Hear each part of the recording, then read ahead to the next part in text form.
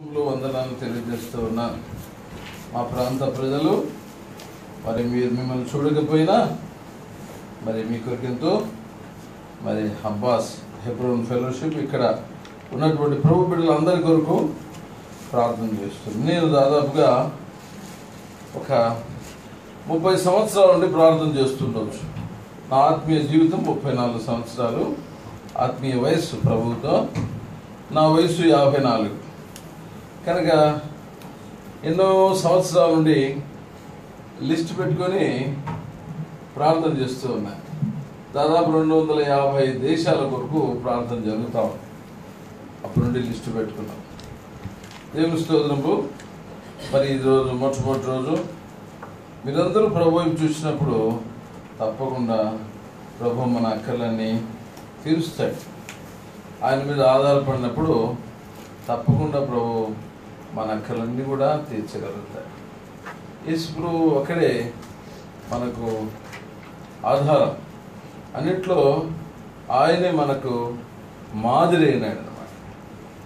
సరే, ఈ సంవత్సరం వాగ్దానం అంటే 2014 ఏముందంటే అక్కడ యేసు వైపు ప్రభు అయిన యేసు క్రీస్తు కనికరం కొరకు అంటే ఆ థీమ్ అంతా కూడా look unto Jesus, should not look here and there. అటు ఇటు చూడద్దు. ఎవరు చూడాలా? మేము ఇండియా నుండి ప్రభుని చూడాలా, మీరు కువైట్ నుండి ప్రభుని చూడాలి. చూసారా? కనుక సముద్రం ప్రయాణము సాగుతూ ఉంది. సాగుతుండగా మధ్యరాత్రి అయింది. ప్రభువారు నడుచుకుంటూ వస్తున్నాడు. ఏమో భయపడతా ఉన్నారు, వీళ్ళు కేకలు వేస్తున్నారు. ప్రభు అన్నాడు, నేనే, భయపడొద్దు అన్నాడు. అప్పుడు వెంటనే మన ఫ్రెండ్ ఎవరో పీటర్, ఈయన పేరు కూడా పీటరే, గ్రీష్ గారు. అట్లా మీ దగ్గర పీటర్ బ్రదర్ కూడా ఉన్నారు. కనుక పీటర్ గారు ఆయన మంచి డిసైపుల్ యేసు ప్రభు. పీటర్ గారు ఏమన్నా అంటే, ప్రభా నువ్వా, అట్లయితే నాకు కూడా సెలవు ఇవ్వండి అన్నాడు. ఓకే రా అన్నాడు. ప్రభు ఎప్పుడు చూశాడు, టప్పటప్ప నీళ్ళ మీద నడిచిపోయినాడు. కొంతుల మీదనే ఉయ్ అని సౌండ్ వచ్చింది. ఏంటి అలా వస్తానే అలా చూసినాడు. టప్పున మళ్ళా కేకేసినాడు, ప్రభా అల్ప విశ్వాస ఎందుకు సందేహపడ్డాం అని ప్రభు చేపట్టుకొని నడిపించి మళ్ళా బోట్లో ఎక్కి వచ్చినాడు. ఎందుకైనా మునిగిపోవడం ప్రారంభించాడు? నో అది సెకండ్. ఎప్పుడైతే మనం అటు ఇటు చూస్తామో తప్పకుండా మునిగిపోతాం. ఏ మనిషి వైపు చూడకూడదు, ఏ బలహీనత వైపు చూడకూడదు. నేను కానీ నీవు కానీ వర్తమానికుల వైపు కూడా చూడకూడదు. ఎస్ ఇట్ ఈస్ యేసు ప్రభు ఒక్కడే పరిశుద్ధుడు. అర్థమైందా? కనుక పిల్లారా, ప్రభువుని చూసినప్పుడు పాడుంది కదా, యేసు ప్రభువు నీ ముఖ దర్శనములో నా ప్రతి ఆశ తీర్చుకుంటాను.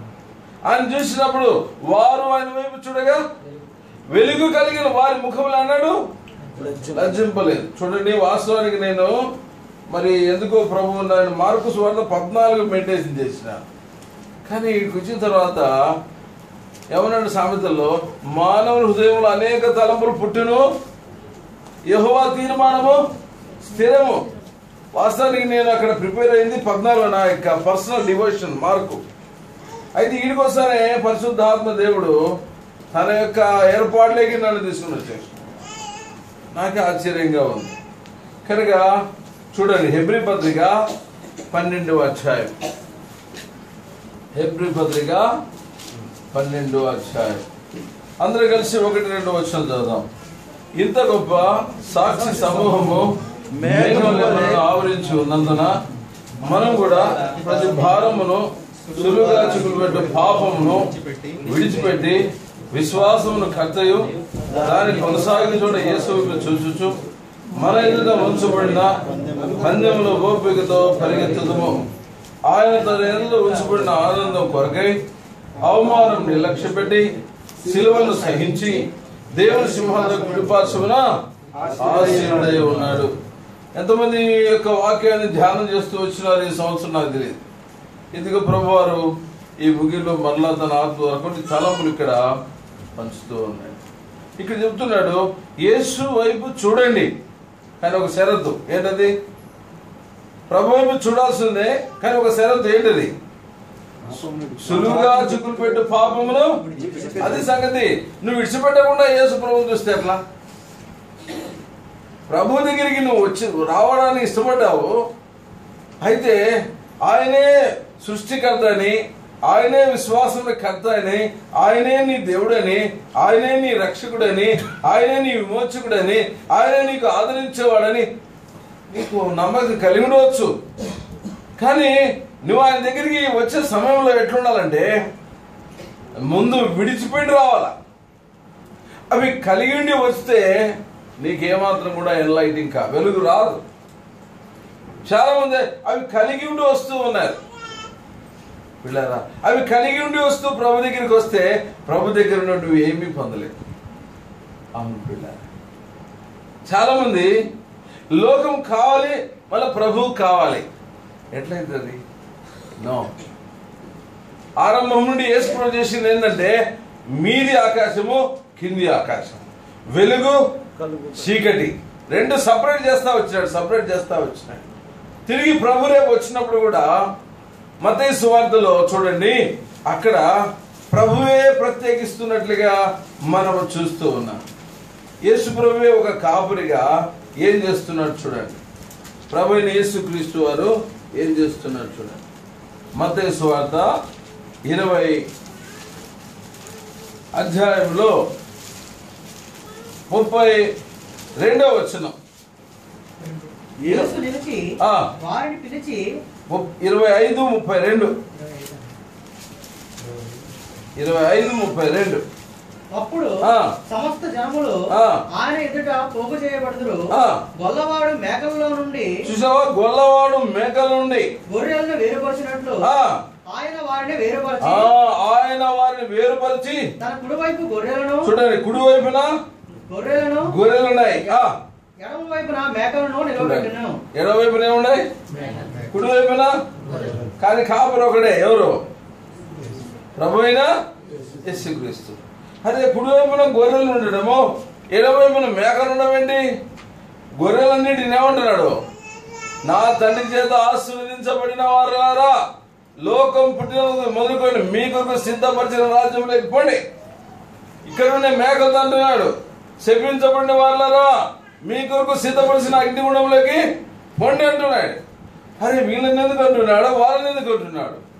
వీళ్ళ డిఫరెన్స్ ఏంటంటే ఈ గొర్రెకు ఉన్నటువంటి స్వభావం వేరు, మేకకున్న స్వభావం. ఇది కొన్ని మాత్రమే ఆకులు తింటది, ఇది సాధు జంతువు సామాన్యంగా. కానీ మేక అట్లా కాదు. మనం మన వైపు చూసినప్పుడు జిల్లెడాకంటే ఆ ఆకు పాలు తగిలితే కళ్ళు పోతాయి మనం. అటువంటి పాయిజన్తో కూడుకున్న ఆకును కూడా మేక తింటది. అంటే మేక ఏ ఆకైనా తినగలుగుతుంది. అంటే అర్థం ఏంటంటే ఇక్కడ ప్రైజ్ లాడ్ ఉంటుంది, అక్కడ సీరియల్ చూస్తుంది. అర్థమైందా? ఇక్కడ దేవుని పాటలు పాడుతుంది, అక్కడ సినిమా పాటలు పాడుతుంది. చూసా, ఇక్కడేమో పరిశుద్ధులైన దేవుడు అంటది, అక్కడేమో అపవిత్రమైన జీవితం. ఇది ద్వంద్వ జీవితము. దీన్ని మేకను పోల్చినాడు ప్రభు. వెళ్ళారా? జాగ్రత్త. నువ్వు ప్రత్యేకించుకోకపోతే దేవుడు నిన్ను ప్రత్యేకిస్తాడు. ఎవరే? యేసు ప్రభు. యేసు ప్రభు ఎవరు?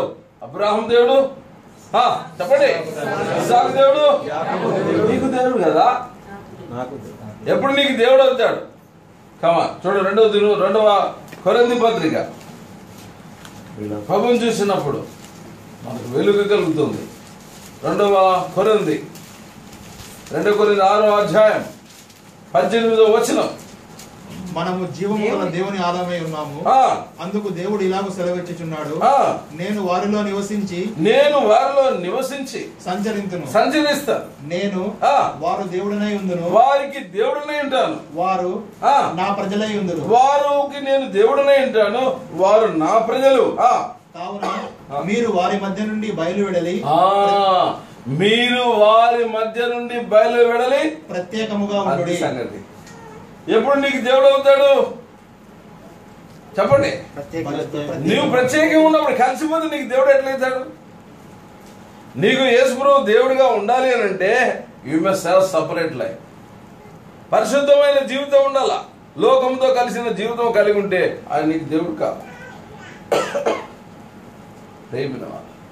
ఈ దేవుడు నీ దేవుడుగా ఉంటే అబ్బా ఎంత భాగ్యమో. అందుకే అన్నాడు, యెహోవా తమకు దేవుడుగా గల జనులు ధన్యులు. ఎంత భాగ్యమో. ఈ దేవుడు నీకు దేవుడుగా ఉండాల. అబ్రహాం దేవుడు, ఇస్సాకు దేవుడు, యాకోబు దేవుడు అని చెట్టు పేరు చెప్పుకొని కాయలు అమ్ముకుంటే ఎట్లా? ఆయన నీకు దేవుడిగా ఉండాల. ఇన్నేళ్ళైంది వాక్యం వింటా ఉన్నాం, ప్రభు నుంచి వింటా ఉన్నాం. ప్రత్యేకించబడిన జీవితం ఉందా? కలిసిపోతున్నావా?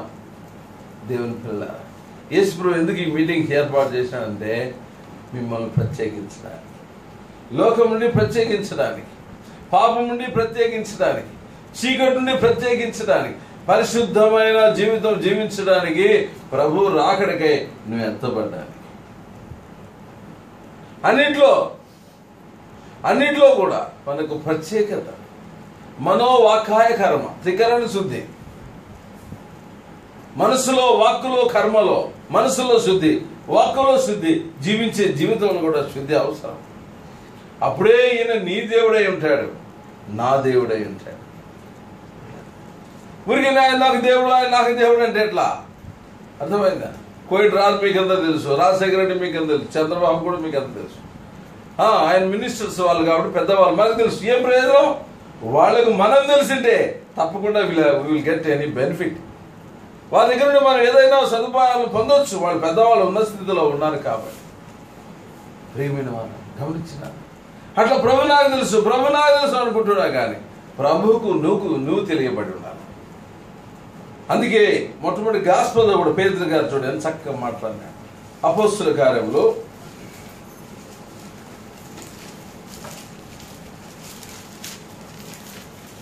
2వ అధ్యాయము 40వ వచనం. ఇంకనూ అనేక విధములైన మాటలతో సాక్ష్యం ఇచ్చి మీరు మూర్ఖులకు ఈ తరము వారికి వేరై రక్షణ పొందుడని వారిని హెచ్చరించారు. చూసావా? మీరు మూర్ఖులకు ఈ తరము వారికి వేరై ఎట్లుండాలండి? వేరే ఎట్లుండాలా? అది ప్రత్యేకంగా ఉండి రక్షించాలి. ప్రత్యేకత అవసరం. వాళ్ళతో కలిసిపోవద్దు. మూర్ఖులకు ఈ తరము వారికి వేరుగా ఉంది. అర్థమైందా? ఏ జాతి పక్షులు ఆ జాతులు కలుసు. కాకులన్నీ ఒక దగ్గర ఉంటాయి, పావురాలన్నీ ఒక దగ్గర ఉంటాయి, పిచ్చుకలన్నీ ఒక దగ్గర ఉంటాయి, చిలుకలన్నీ ఒక దగ్గర ఉంటాయి. కానీ పావురము కాకులు కలిసింది ఎక్కడ చూసినావా? అది మనలోనే కనపడతా ఉంటుంది. ఇలా ప్రత్యేకత. ఎక్కడ పోయినా నీ ప్రత్యేకత, నీ పరిశుద్ధత, నీ పవిత్రత. అప్పుడే ఈయన నీకు దేవుడిగా ఉంటాడు. ఆయన నీకు దేవుడిగా ఉండాలంటే యేసు ప్రభువా నిజంగా లోకంతో కలిసిపోతున్నాను, పాపిని నన్ను క్షమించు, పరిశుద్ధ జీవితం నాకు దయచేయని అడిగితే ప్రభు నీ జీవితానికి వస్తాడు, నేను ప్రత్యేకిస్తాను. నీ వల్ల కాదు. చిరుతపులి మచ్చలు మార్చుకోలేదు, కూర్చు చేస్తూ రంగు కూడా మార్చుకోలేదు. అలవాటు పడిన పాపానికి మనం కూడా మార్చుకోవడం మన వల్ల కాదు. మనల్ని మార్చడానికి వచ్చినాడు ప్రభు. నూతన సంవత్సరం రాబోతా ఉంది. క్రీస్తునందున్న ఎడల పాతవి గతించెను, అన్ని కొత్తవే, అన్ని కొత్తవే. మాటలు, తలంపులు, ఆలోచన, జీవితం, ప్రవర్తన, స్నేహము అన్ని కొత్తవే. ప్రభు మన జీవితంలోకి వచ్చిన ఇంకా పాతవి ఉన్నాయంటే అంటాడు, కొత్త ద్రాక్ష సంచుల్లో, చిత్తులలో కొత్త ద్రాక్షారసం పోస్తాడు. పాత చిత్తుల్లో కొత్త ద్రాక్షారసం పోయినా అది సంచులు ఏమైపోతాయంట? పిగిలిపోతాయి. కనుక నూతనమైనటువంటి ఆ సంచులు నూతన హృదయంతో, నూతనత్వంతో ఖాళీ చేసుకున్నటువంటి స్థితిలోకి వస్తే ప్రభు తన వాక్యం ద్వారా తన ఆత్మతో నింపుతాడు. ఖాళీ చేయబడాలి. ప్రభుకి అప్పగించుకోవాలి. ప్రభు నా పరిస్థితి ఎలాగుంది, ఉన్నట్లుగా. డాక్టర్ దగ్గర, యేసు ప్రభు దగ్గర ఏమి దాచిపెట్టుకోదు. ముచ్చిపెట్టుకోండి. నీ స్థితి ఎక్కడ ఎలాంటిదో, ఏది ఇంకా నీ జీవితంలో పాతది ఉందో దాని నుండి ప్రత్యేకించుకోవాల్సిందే. నీ వల్ల కాదు. ప్రభుని అడిగి. ప్రభు క్షమించని పాపము లేదు, ప్రభు క్షమించని పాపి లేడు. దేనినైనా విడిపించడానికి సామర్థ్యం ఆయనకు ఉంది. దేనినైనా విడిపిస్తాడు. ఏదైతే నువ్వు ప్రేమిస్తున్నావో దాన్ని అసహించుకునేలా చేస్తారు ప్రభు.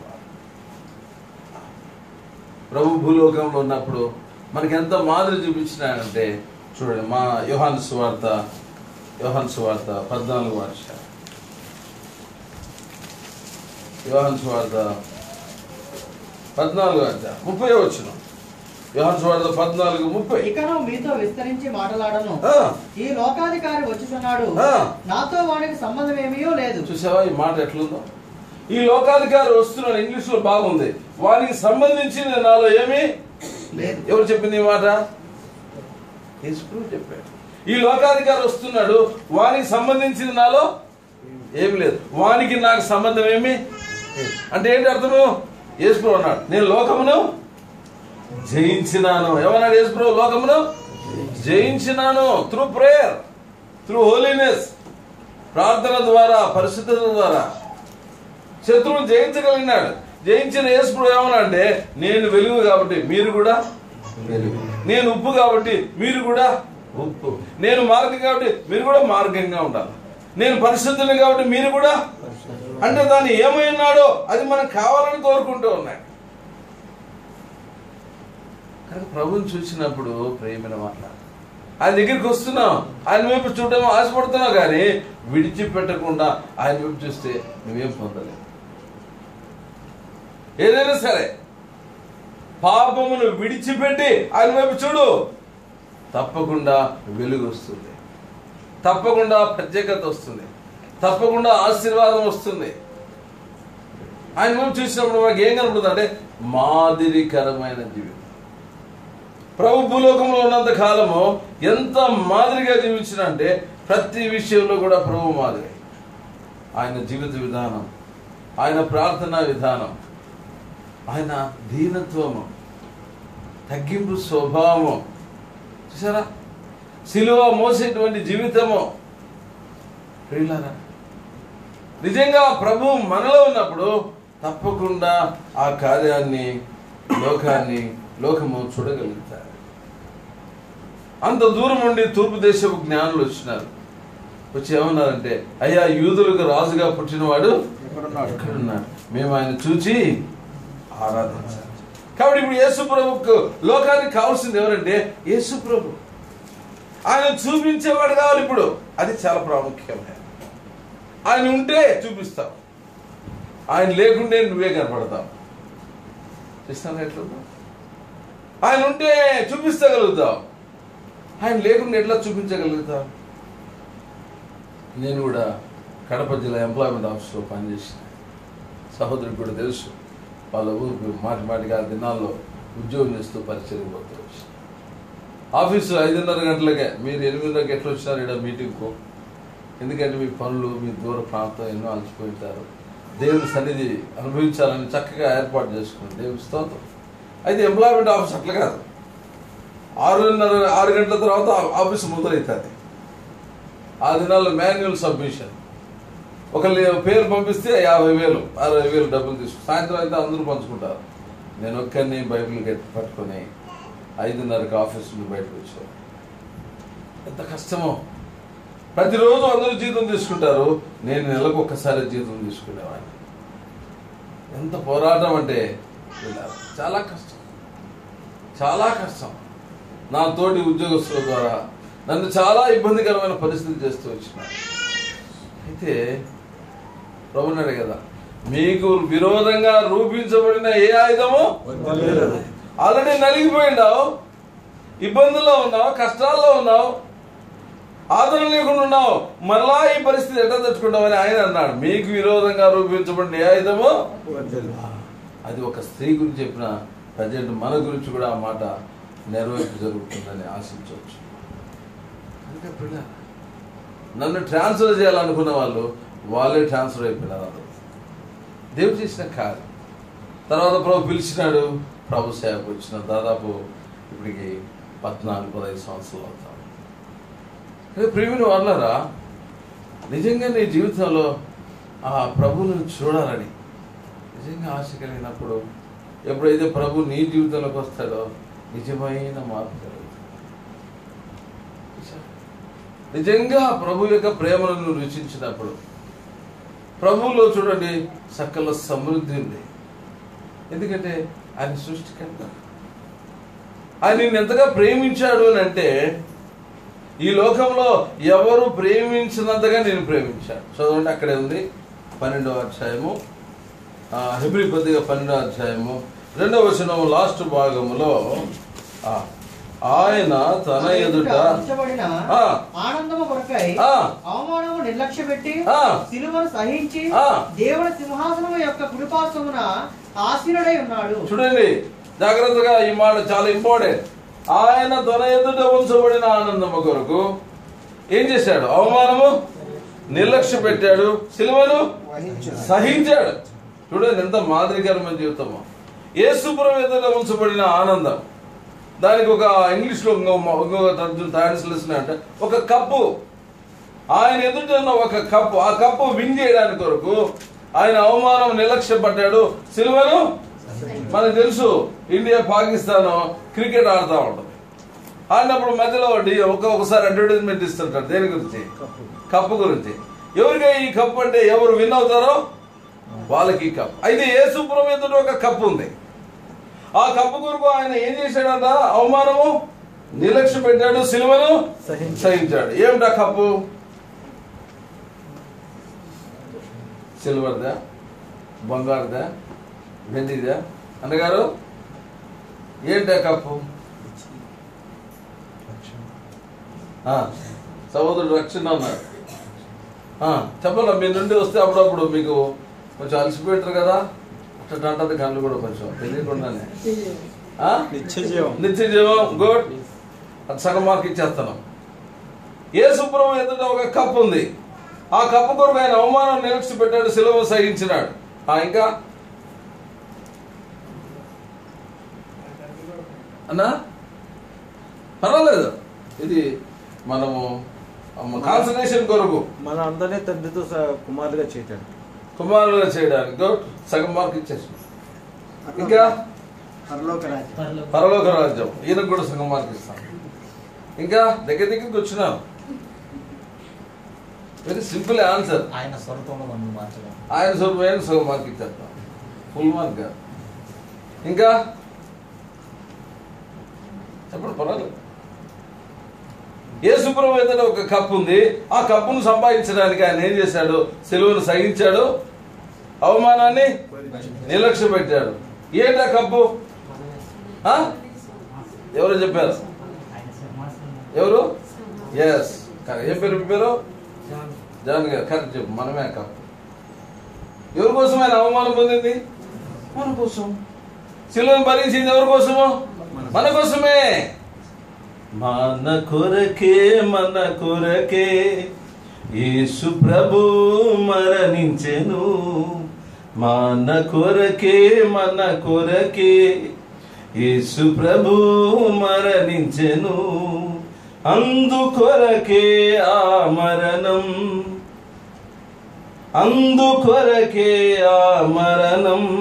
స్మరించి చాటేదం జగమంతటా. మన కొరకే యేసు ప్రభు మరణించెను. ఎవరి కొరకు? ఆ కప్పు ఎవరు ఇప్పుడు? గుడ్. మనమే ఆ కప్పు. మన కోసం అవమానం నిర్లక్ష్య పెట్టాడు, సిలువను సహించాడు. గుడ్. అయితే ఇప్పుడు మన ఎదుట కప్పు ఉంది. మన ఎదుట ఇప్పుడు ఏముంది? కప్పు ఉంది. ఏ కప్పు ఉంది మన ఎదుట?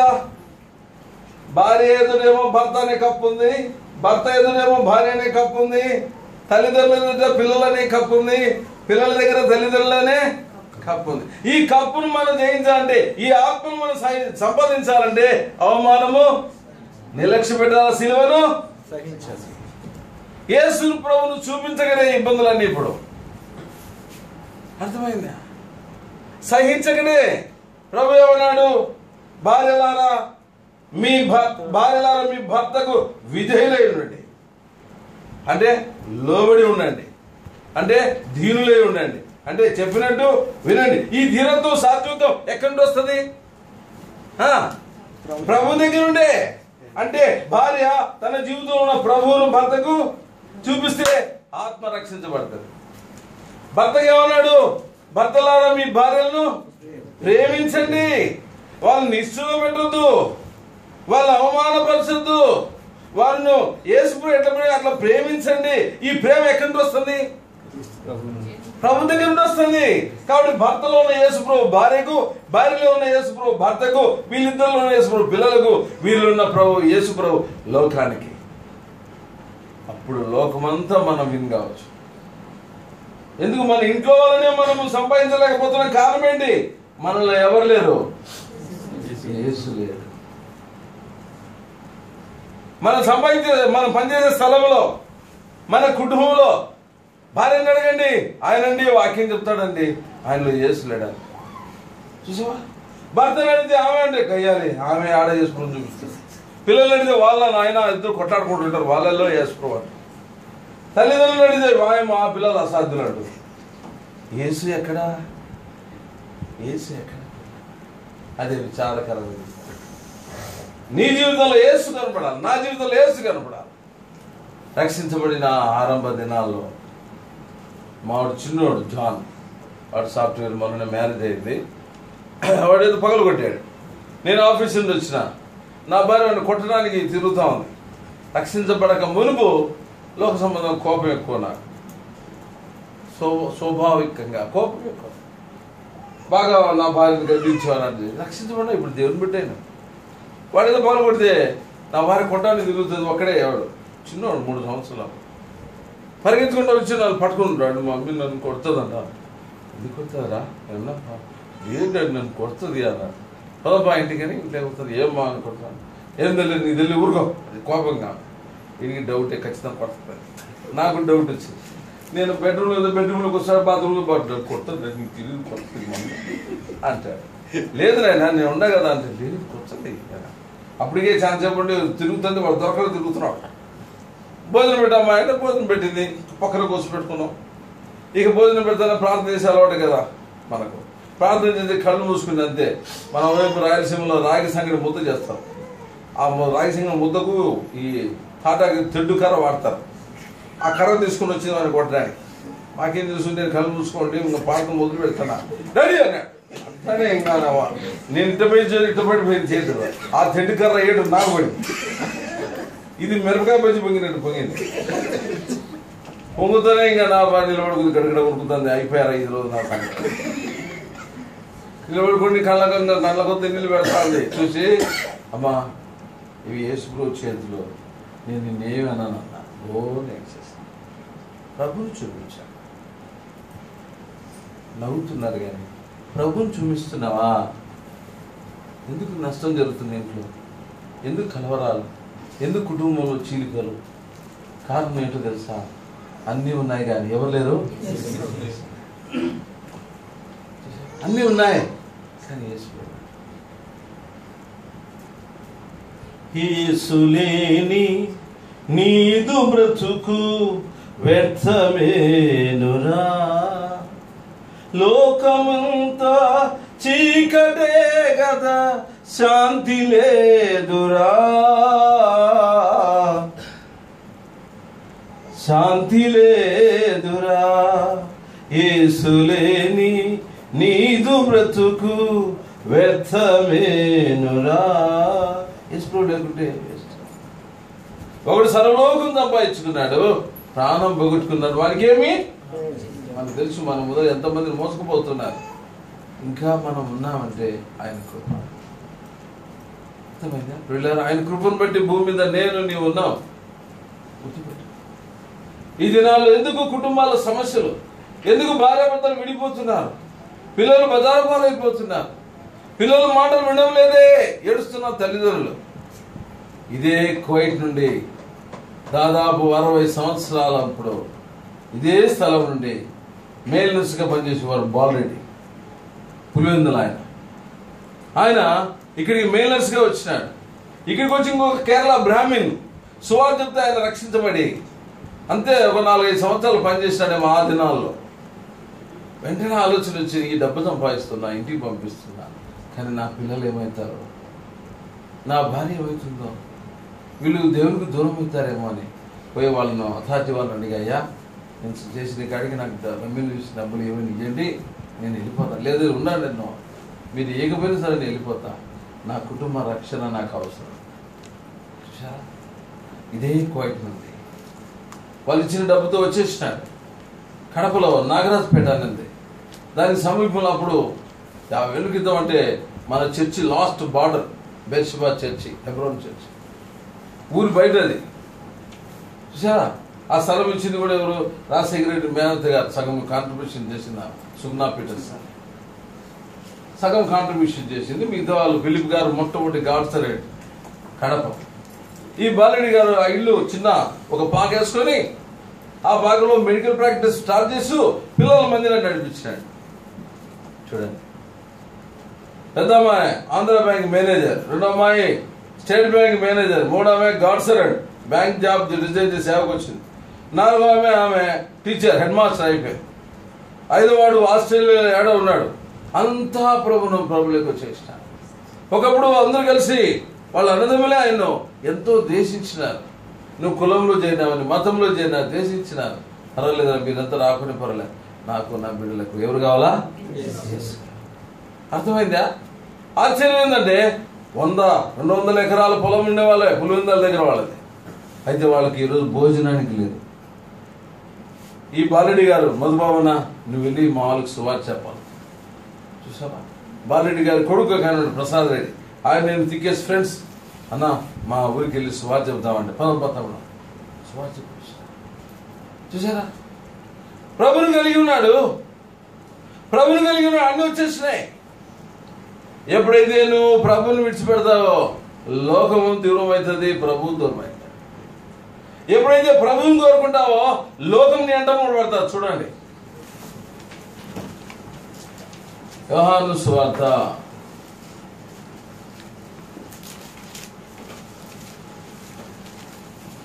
9వ అధ్యాయం 35వ వచనం. పరిసయ్యులు వారిని వెలివేసిరని యేసు విని వారిని కనుగొని, నీవు దేవుని కుమారుని యందు విశ్వాసముంచుచున్నావా అని అడిగాను. అందుకు వాడు, ప్రభువా, నేను ఆయన యందు విశ్వాసముంచుటకు ఆయన ఎవడని అడగగా, యేసు, నీవు ఆయన్ని చూచుచున్నావు, నీతో మాట్లాడుచున్నవాడు ఆయనే అనెను. చూసారా? 35వ వచనములో పరిసయ్యులు ఏంది సార్ వెలివేసిరని ఎవరు పోయినారు? అది సంగతి. లోకానికి దూరమైనాడు, ఎవరికి దగ్గర అయినాడు? అది సంగతి గుర్తుపెట్టుకో. ఎప్పుడైతే నువ్వు లోకానికి దగ్గర అవుతావో యేసు ప్రభువుకు దూరం అవుతావు. ఎప్పుడు యేసు ప్రభువుకు దగ్గర అవుతావో లోకానికి గుర్తుపెట్టుకో. ఇదే సింబల్. లోకానికి దగ్గరైనా అంటే దేవుడు దూరం అవుతున్నాడు, దేవునికి దగ్గరైనా అంటే లోకము దూరం అయిపోతుంది. ఎంతకాలం ఎంతకాలం ఇట్లా జీవిస్తావు? ఈ శ్రేష్టమైన దినాన్ని తీర్మానం చేసుకో. కీర్తన గ్రంథం 4వ అధ్యాయం 2వ వచనం. కీర్తన 4:2. నరులారా, ఎంతకాలము నా గౌరవమును అవమానముగా మార్చెదరు? ఎంతకాలము నన్ను అవమానపరుస్తావు? ఎంతకాలం వ్యర్థమైన దానిని ప్రేమించెదరు? చూడు, ఎంతకాలం వ్యర్థమైన దాన్ని ప్రేమిస్తావు? ఎంతకాలం అబద్ధమైన వాటిని వెతికెదరు? ఎంతకాలం అబద్ధమైన వాటిని వెతుకుతావు? ఎంతకాలం? అవులా అవులా దేవుడు కావాలా, లోకం కావాలా? దేవుడు కావాలా, లోకం? ఎంతకాలం? నీవెన్నాళ్ళు 2 తలంపులతో కుంటి నడిచెదవివు, యెహోవాయే నీ దేవుడా, లేక వేరే దేవతలున్నారా? నీవెన్నాళ్ళు 2 తలంపులతో. ఎంతకాలం 2 తలంపులతో ఉంటావు? ఎంతకాలం? చెప్పు, తీర్మానం చేసుకో ఈరోజు. ప్రభు, నువ్వు నాకు కావాలయ్యా, నీ కొరకు నేను జీవిస్తాను, నువ్వు నాకు కావాలా. వెళ్ళారా? నిజంగా ప్రభు చేసినప్పుడు, ఆ ప్రభు యొక్క ప్రేమ రుచించినప్పుడు దేన్నైనా విడిచిపెట్టడానికి సిద్ధపడతారు. అది రహస్యం. ప్రభు ప్రేమను సరిగా రుచించలేదు, ఈ లోకము రుచి నీకు తగులుతా ఉందంటే ప్రభుని విడిచిపెడతా ఉన్నావు అని అర్థం. నీకు తెలుసు లోకము దాని ఆశ గతించిపోతుంది. ఒకరోజు ఇదంతా కూడా పంచభూతములు మిక్కుడమైన వెంట్రులతో కాలిపోతాయి. భూమి మీద ఉన్న కృత్యములని కాలిపోతాయి. లోకమంతా దేవుని ఉగ్రతకు సిద్ధపడతా ఉంది. ఏది పర్మనెంట్ కాదు. తొందరలోనే ఈ భూలోకానికి దేవుని తీర్పు రాబోతా ఉంది. ఇంకా ఎంతకాలం వ్యర్థమైన దాన్ని ప్రేమిస్తాం. ఇప్పటికి ఎంతో నష్టపోయినా, ఎంతో నష్టపోయినా ఇంకా ఆ మహాదేవుని ప్రేమ ఎలాంటిదంటే చివరి సమయంలో, చివరి గడియలో అయినా తిరిగి ఆయన దగ్గరికి వస్తావేమో. అందుకే ఈ మీటింగ్స్ చూసారా, అందుకే నిన్ను తీసుకుని వచ్చినాడు ప్రభువా నీతో మాట్లాడాలి. బాహ్యంగా నేను నీతో కనపడతా ఉండవచ్చు, కానీ ఆత్మస్వరూపమైన దేవుడు నీతో మాట్లాడు. నేను పోస్ట్ మ్యాన్ అంతే. Message coming from the throne. సింహాసనం నుండి దేవుని వాక్యం వస్తా ఉంది.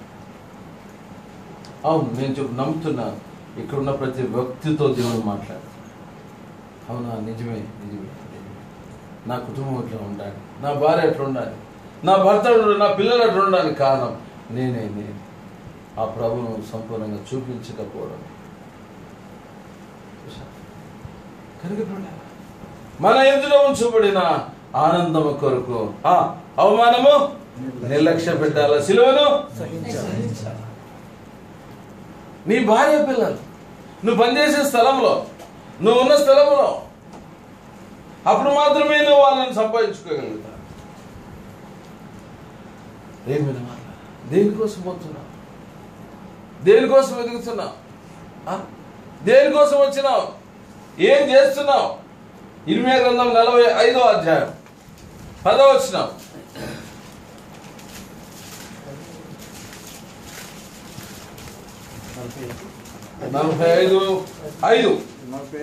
45:5 నిమిత్తము నీవు గొప్పవారిని వెతుకుచున్నావా?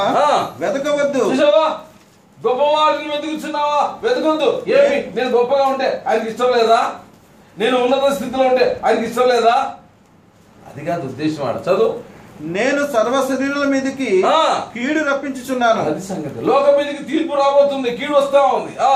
అయితే నీవు వెళ్ళు స్థలములన్నిటిలో దోపుడు సొమ్ము దొరికినట్టుగా నీ ప్రాణం నీకు ఇచ్చుచున్నాను.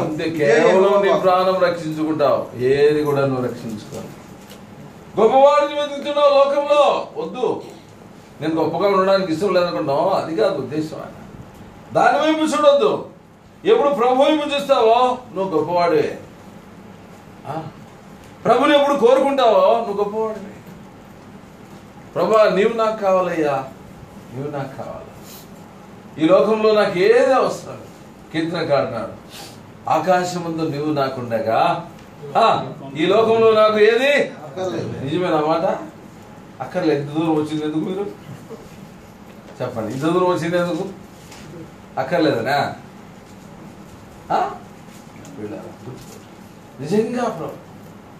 నిజంగా ప్రభు నీకు కావాలా? నిన్ను ఆదరించేవాడు, నీ కన్నీరు తుడిచేవాడు, నీ క్షేమం కోరేవాడు. చక్కని మాటలు ఏమంటారు అంటే, ఇదిగో అందరికీ సంతోషాన్ని కలిగించేది. నీ కొరకు రక్షకుడు పుట్టినాడు, నీ కొరకు చనిపోయినాడు, నీ కొరకు తిరిగి లేచినాడు. ఆయన నిన్ను గురించి చింతిస్తున్నాడు. అబ్బాయి, ఎంత చక్కని మాట. నిన్ను గురించి చింతించేవాడు ఎవరున్నారు లోకము? చెప్పు. నువ్వు ఇస్తే 10 రూపాయలు తిని ఆనందించేవాడు ఉన్నాడు. ఏదైనా నిన్ను ప్రేమిస్తున్నాడు అంటే గుర్తుపెట్టుకో, స్వార్థముతో వ్యక్తి నిన్ను ప్రేమిస్తున్నాడు. నిజమైన ప్రేమ కాదు. నీ నుండి ఆశించింది ఏదో ప్రేమిస్తూ ఉన్నాడు, అది నిజమైన ప్రేమ కాదు. నీవు ఏమి ఇవ్వకపో, నీ స్థితి ఎలాంటిదైనా సరే, నేను ప్రేమించింది ఒకడే, ఆయన యేసు ప్రభువా. నీ నుండి ఏమి ఆశించకుండా ప్రభు ఒకడే నిన్ను ప్రేమించింది, ఇంకెవరు కూడా నిన్ను ప్రేమించలేదు. ఎంతగా ప్రభు నిన్ను ప్రేమించాడంటే, నిజంగా ఆయన ప్రేమ ఎంత గొప్పదంటే, ప్రేమ దేవుడు లోకమును ఎలాంటి ప్రేమ, ఎవరిని ప్రేమించాడు? ఆదికాండం 6వ అధ్యాయము 12వ వచనం. ఆదికాండం 6వ అధ్యాయం 12వ వచనం. దేవుడు లోకమును చూసినప్పుడు అది చెడిపోయి ఉండేను. లోకం ఎట్లుందంట? చెడిపోయిన దాన్ని ఎవరు ప్రేమిస్తారండి? ఒక మాట చెప్పండి. చెడిపోయిన దాన్ని ఎవరు కోరుకుంటారు? చెడిపోయిన దానికి ఎవరు వెలబెడతారు? చెడిపోయిన దాన్ని ఎవరు కోరుకుంటారు? చెడిపోయిన దాన్ని ఎవరు ప్రేమిస్తారు? చెడిపోయిన దానికి ఎవరు వెలకడతారు? ఆలోచించు. మనం ఏదైనా ఫ్రూట్ షాప్ పోతాం, యాపిల్స్ ఉన్నాయనుకో, ఒకవేళ మన రేటు ప్రకారం కిలో యాపిల్స్ 5 రూపీస్ అన్నాడు. అందరికి ఆశ కలిగింది యాపిల్స్ ఇంత చీప్ అపదం పండుగ తీసుకొని పోయిన అందరూ షాప్కి మార్కెట్కి వెళ్తే అన్ని పురుగులు పెట్టాయి, పుచ్చిపోయినాయి, కులిపోయినాయి. ఏమండి 5 రూపాయలు అన్నారంటే అవునండి అందుకే అంత చీపు ఇస్తున్నా బాబు, ఈ చెడిపోయినాయి మాకు ఉచితంగా ఇచ్చినా తీసుకో. వీటికి విలువ చెల్లించలేం, ఉచితంగా కూడా తీసుకో, మాకు వద్దు. ఎందుకు? చెడిపోయిన దానికి విలువ లేదు, చెడిపోయిన దాన్ని ఎవరు అంగీకరించలేదు, చెడిపోయిన దాన్ని ఎవరు కోరుకోలేరు. కానీ చెడిపోయిన ఈ మానవుని ఆ దేవుడు ఎంత ప్రేమించాడు. ఈ మాటలు మంచివే? నీ జీవితం మంచిదా? నీ ఆలోచన మంచిదా? నీ కుటుంబం మంచిదా? నీ ప్రవర్తన మంచిదా?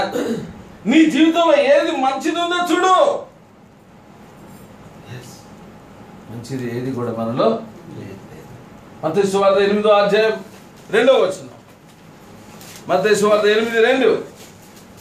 ఇదిగో ఇదిగో కుష్ఠరోగి వచ్చి కుష్ఠరోగి వచ్చి ఆయనకు మ్రొక్కి ప్రభువా నీకు ఇష్టమైతే శుద్ధినిగా చేయగలవని. ఎవరమ్మా యేసు ప్రభు దగ్గరికి వచ్చింది? కుష్ఠరోగి.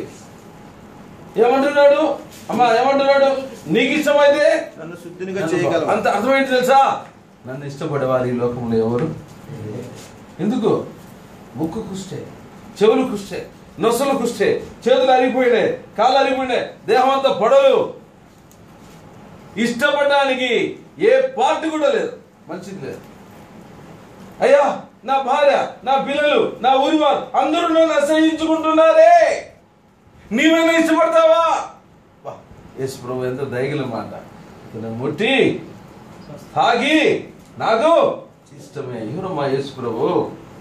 అందరూ ద్వేషించిన వ్యక్తిని ప్రేమించాడు, అందరూ తుణీకరించిన వ్యక్తిని ఇష్టపడ్డాడు, అందరూ వెలివేసిన వ్యక్తిని ఇష్టపడ్డాడు యేసు ప్రభు. చూసావా? అందరూ ద్వేషించిన వ్యక్తిని యేసు ప్రభు ఇష్టపడ్డాడు. ఎంత ప్రేమ అండి! ప్రేమను వాళ్ళ ఈ ప్రేమను పొందగలిగినావా? ఎలాంటి ప్రేమ! నిన్ను ఆశించి ప్రేమించేవారు ఈ లోకం ఎంతో మంది ఉన్నారు. కానీ నీలో ఏమి లేకపోయినా నిన్ను ప్రేమించేవాడు ఒక్కడే ఉన్నాడు, ఆయన ప్రభువైన యేసు. భార్య అయినా, పిల్లలైనా, అన్నదమ్ములైనా, అక్కచెల్లెలైనా అది నిజమైన ప్రేమ కాదు, కేవలం తాత్కాలిక భూ సంబంధమైంది. అగాపే ప్రేమ ప్రభువైన యేసుక్రీస్తు. ఆయన ఎందుకు ప్రేమించినాడు? నిన్ను ఎందుకు ప్రేమించాడు? ఎలా ప్రేమించాడు? ఒకసారి యేసు ప్రభువును చూడు, సిలువలో ఎలా ప్రేమించాడంటే, ఒకసారి యేసు ప్రభువును చూస్తే ఏమన్నా తెలుసా? నిన్ను ప్రేమించి నా తండ్రిని వదిలిపెట్టొచ్చు. చూడట్లు, నిన్ను ప్రేమించి సింహాసనం వదిలిపెట్టొచ్చినాను, నిన్ను ప్రేమించి ఆ మహిమను వదిలిపెట్టొచ్చినాను, నిన్ను ప్రేమించి నా స్వరూపాన్ని కోల్పోయాను, నిన్ను ప్రేమించి నా రక్తం అంతా కార్చాను, నిన్ను ప్రేమించి ఆ సిలువలో నా ప్రాణం పెట్టాను, నీ కొరకు మరణించి లేచి. ఒకసారి చూస్తే ఎట్లుందంటే, ఆయన స్వరూపం కంటే నువ్వు ఎక్కువట, ఆయన ప్రాణం కంటే నువ్వు ఎక్కువట. అదిగే ఆడుంది.